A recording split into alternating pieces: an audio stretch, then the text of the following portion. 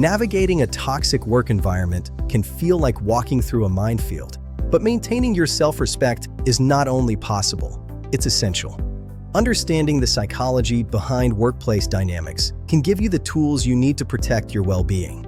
The concept of self-respect in the workplace is deeply intertwined with self-esteem and boundaries.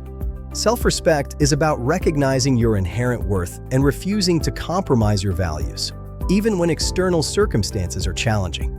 Toxic environments often undermine self-esteem by fostering negative interactions and eroding confidence. However, by setting clear personal boundaries, you can insulate yourself from these harmful effects and maintain a sense of autonomy. Boundaries are the psychological fences that define what is acceptable to you and what isn't. They help preserve your integrity and ensure that you aren't overrun by toxic elements in your environment. Establishing these boundaries might involve identifying specific behaviors or situations that you find unacceptable and communicating your limits clearly and assertively.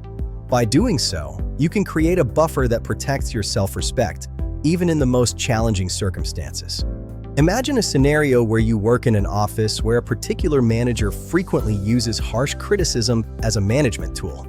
This manager often belittles employees during meetings, undermining their confidence and creating an atmosphere of fear and insecurity.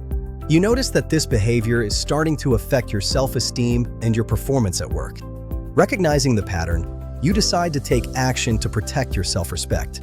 First, you identify the specific behaviors that are affecting you, such as public criticism and the dismissive attitude of the manager.